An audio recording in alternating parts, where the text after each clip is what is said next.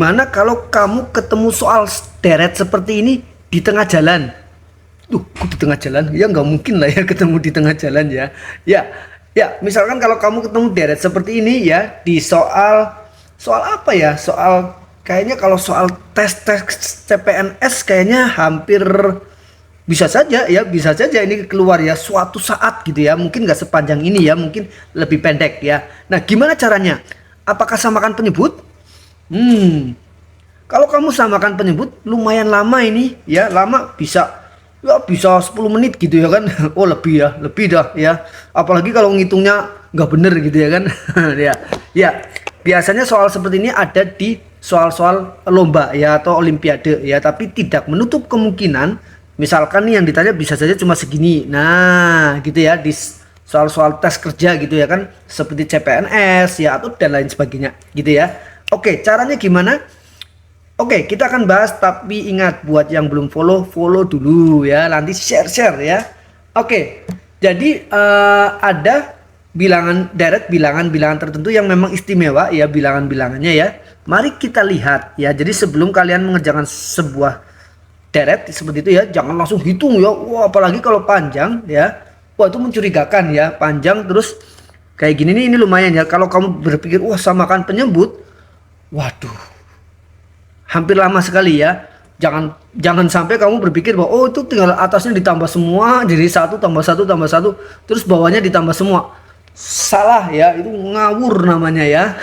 Oke ya. Yuk, gimana caranya? Nih, kalau kamu perhatikan penyebutnya nih. Ini penyebutnya 2, 6, 12, 2 lupuh, 3 lupuh, 42, 56. Itu sebenarnya bilangan-bilangan itu dapat kita pandang ya kan sebagai perkalian dua bilangan yang berurutan sebenarnya. Coba saya biasanya kalau melihat seperti ini ya, ini yang saya lihat dulu adalah bilangan yang cukup besarnya nih, karena kalau yang kecil-kecilnya kan ya itu kemungkinannya perkaliannya cukup banyak ya, bisa perkalian bisa penjumlahan ya. Tapi kalau ini nih 56 ini 1/56 ya, 1/56 itu kan mencurigakan tuh. 56 nya kan bisa 7 kali 8 ya. Nah, itu terkenal banget ya, 7 kali 8 56 gitu ya.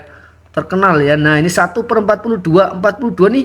Loh, 42 kan 1/42 nya kan 6 kali 7 ya. Nah, terus ini 1/30 nih. Yang saya lingkarinnya jangan penyebutnya saja ya. Harus utuh nih ya. Nah, 1/30. 1/3 lupuh gitu ya kan. Nah, 1/3 lupuh sama dengan 1/3 lupuhnya sendiri adalah 5 kali 6 kan. Nah, betul kan. Nah, 1/2 lupuh. Nah, 2 lupuh itu bisa kita ubah menjadi 4 kali 5 kan. Nah, terus 1/2 lebas ini bisa kita ubah nih 1/3 kali 4 kan. Nah, bentuknya jadi cakep, bagus ya. 1/6. 1/6 bisa kita ubah jadi 1/2 kali 3 ya. Nah, terakhir 1/2. 1/2 ya kalau dilihat dari polanya di atas ya ini 1/1 kali 2 ya. Nah, ini bentuknya udah bagus banget nih ya. Yuk, kalau kalian ketemu bentuk seperti ini ya, kalian langsung coba pecah. Cara pecahnya gimana? Coba kan gini nih. Kalau kalian ketemu misalkan nih ada 1/3 dikurang 1/4. Biasanya kan kalian apalagi yang seneng kali silang gitu ya kan. Ini kan 3 kali 4 gitu ya kan. 3 kali 4 ya, ini 3 kali 4, tapi kita nggak kerjakan dulu ya. Terus ini ya sebenarnya kedua pembilang dan penyebut ini kali 4 sebenarnya ya. Samakan penyebut ya, ini kali 3. Jadi 4 kurangi 3. Gitu ya kan? 1 ya, jadi 1/3 kali 4 tuh. Berarti kayak misalkan 1/1 kali 2 jangan-jangan bisa diubah menjadi 1/1 dikurang 1/2 dipecah.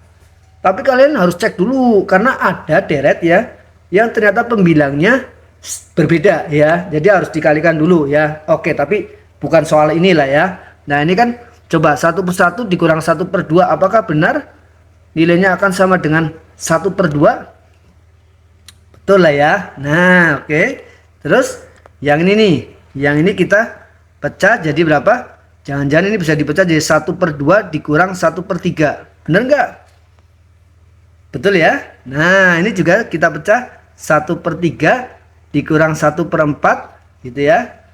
Ini sama dengan 1/4 dikurang 1/5. Oh ya, hati-hati ya.